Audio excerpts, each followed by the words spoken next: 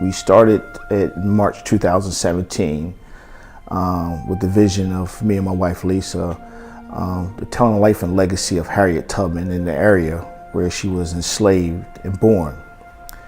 So once I found that information out, we structured a tour in that avenue with half-day, full-day itineraries.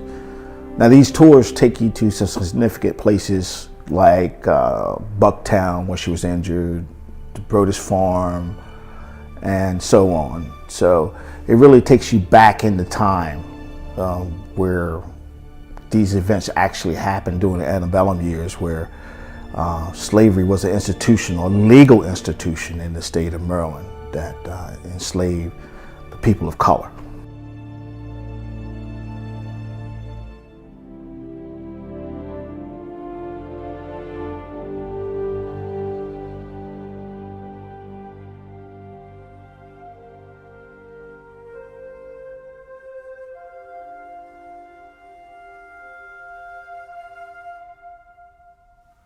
Welcome to the Dorchester County Courthouse right behind me. This is the site of the slave auctions. This is where for hundreds of years that the slaves actually came in from the dreaded Middle Passage and from the coast of Africa. There are two documented trips here in Dorchester County where we are standing actually came here. As we're talking about Harriet Tubman in this narrative, we would know that Harriet Tubman would be born in Dorchester County. Her mother, Harriet, would be born here in Dorchester County, but her grandmother would have came in on a slave ship. Also right here at this courthouse, this is where Harriet Tubman orchestrated her first rescue attempt. She would not be here like on a lot of her journeys.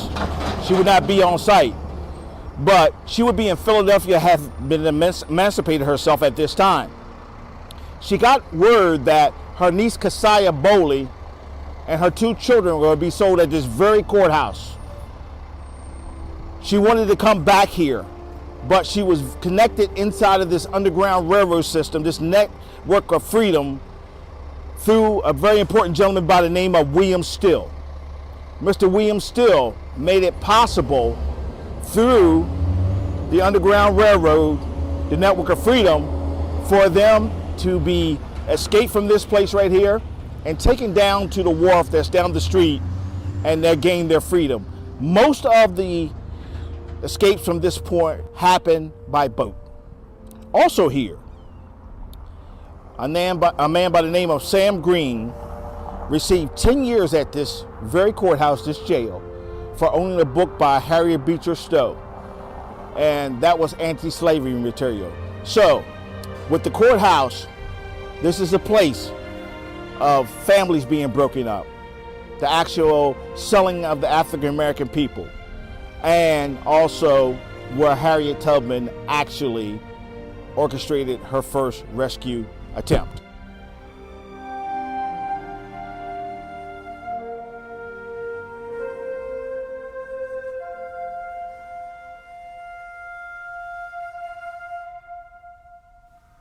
My biggest dream is working on a curriculum for grades 1 through 12. Well, I have a little different story from my husband. I didn't really study history, didn't know a whole lot about it. So when he started talking about the tours and he wanted to put the tours together, and he'd been sharing with me about history for ever since we've been married, which is over 20 years, and I didn't realize that so much information was here. So instead of me being embarrassed about not knowing my history and just, everything that I have learned so far, I want to be able to share it. So with that, for our future, I look forward to having a curriculum for, elementary students, middle school students, and high school students. I'm hoping that the first part of it, I can do it in 2021. I'm putting myself out there, I'm stretching myself. Probably going to be something virtual first, just kind of try out. Like you said in the beginning, he thought of the tours, and it was just something that, maybe a group of people would say, hey, do you think that you would share this with your children? So 2021.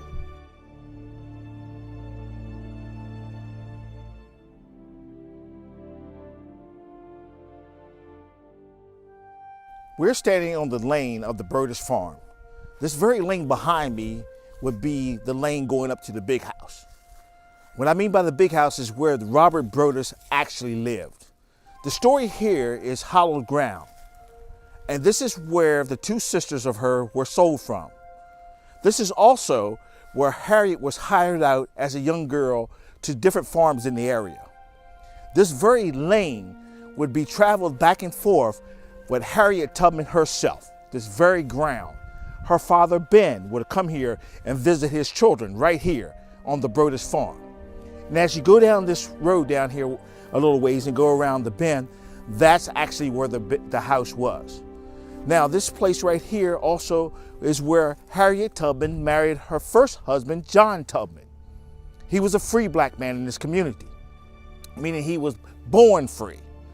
Also, this is where she really came to terms with the terrible institution of slavery.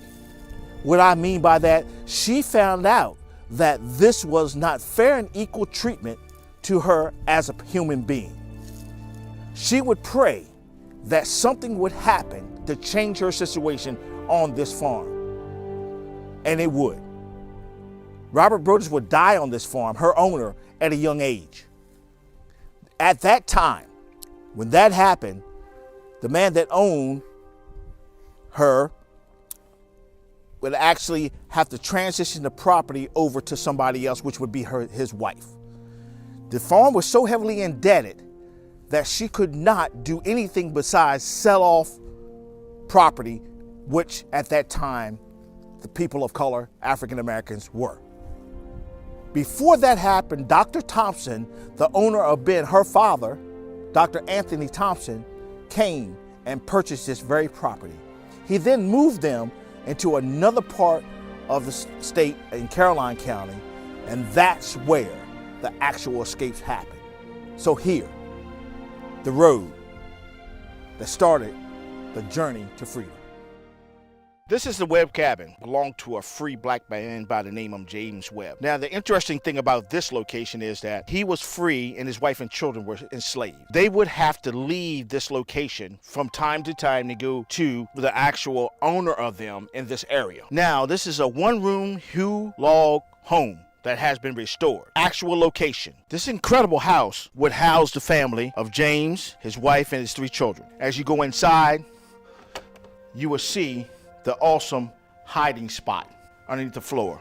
Now, Mr. Webb was an Underground Railroad operative. This free African-American man would help along with the Underground Railroad system.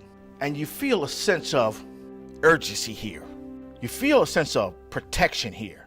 You also feel the sense of terror here. Meaning that any time, day or night, your very freedom that you work for could be challenged at the stroke of a pen. Meaning, even though you were emancipated, didn't always guarantee your freedom for life. One wrong move, one thought, one action, one deed against this unfair, unjust system, slavery, would cause you your freedom.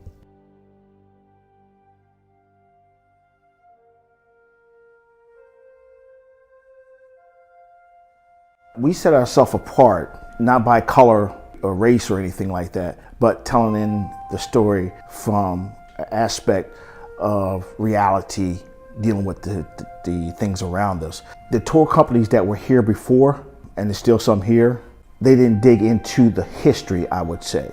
They would include the civil rights since 1960s in this area, a church that Frederick Douglass installed.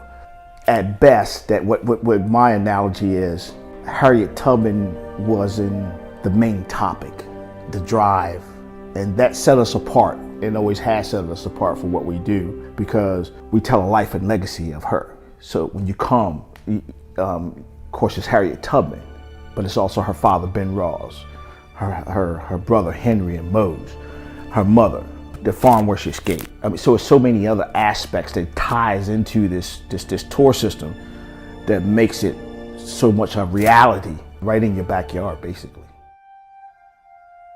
This is the Thompson farm or Thompson Plantation. This is where Harriet and her mother and father were enslaved. This is the place where she came back countless of times to rescue family and friends. Now, her objective at first was her family, her mother and father, and her brothers and sisters that remained.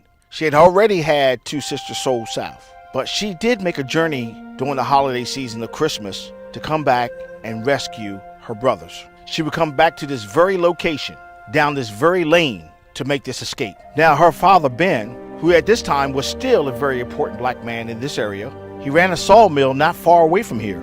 He was very, very well thought of by his owner at the time, Dr. Thompson. So he would be what you would call a supervisor in today's terms, but of course without the recognition. At this very lane, she would come down, go up to the big house, hide in the corn crib, which is still on the property, waiting for the correct time or the proper time to leave. Also, in her last journey here, she would rescue her father and mother. And it's a picture that Mark Priest has done with her on a 1-axle cart and her mother and father leaving this place. Now, she would leave from here, Pennsylvania, New York, and she would extremely go up to Canada, because at this time, the fugitive slave law was enacted. That means even Pennsylvania and New York wasn't even free. That meant the people could come, the slave catchers and different ones could come to New Jersey, Pennsylvania, and grab you and take you into bondage and sell you down south. They wouldn't know where you came from, but all their job was to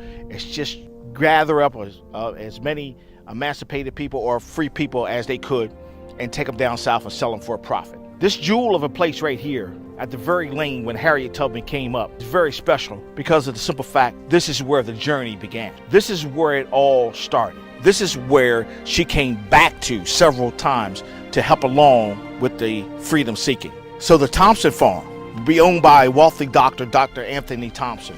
He would be the person that owned Ben, Harriet, and the children. She would escape from here on her first journey and then to the mill and to the Leverton house on the way to journeying for freedom.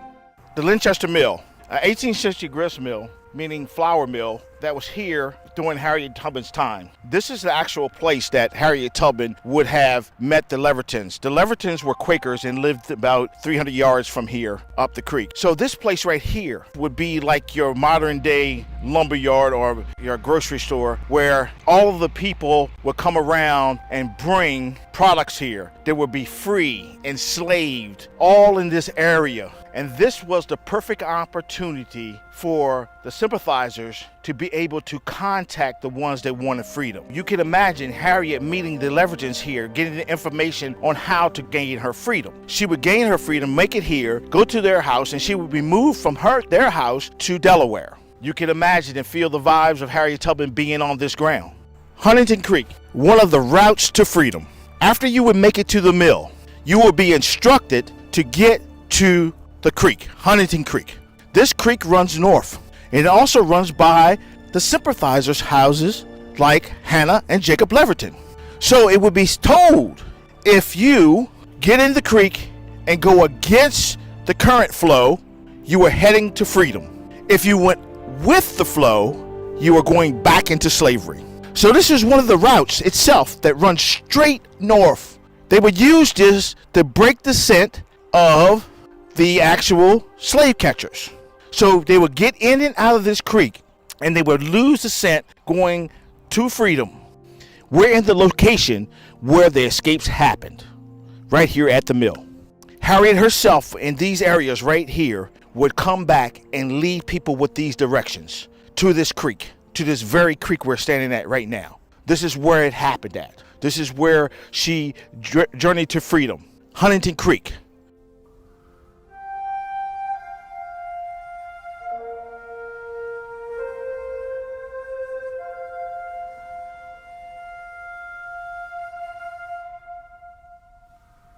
Oh, I'm excited about the great opportunities that lie before us. This pandemic happened for a reason, and all things have happened for a reason. If we look back in history, we've been through a lot more worse in this country than what's going on. It's adaptability that's the key in this. I'm looking forward to sharing this opportunity as we come out in this pandemic, being able to show people that it's not as bad as it seems, because it's been worse. So I look for more of a positive side of, hey, this is a time where we can unify even more with our indifferences, move forward, and be productive in society. If you look back in the past and you try to rationalize what happened and try to apply it to what's going on now, you're going to get something that's really muddy. It's not going to be pliable to use. But if you use the opportunity to grow on, you take that and you say, okay, we don't need to do this no more. We don't need to go down this dead end street anymore. We need to use this to move forward. I look forward to helping people be happy. I look forward to working with people in education, giving them some information, positive lights. You're always going to have something. Negative is going to be there forever. It's not going anywhere. It's the plus side that we have to work on to make things more pliable to our lives. For our kids, our grandkids, it's going on.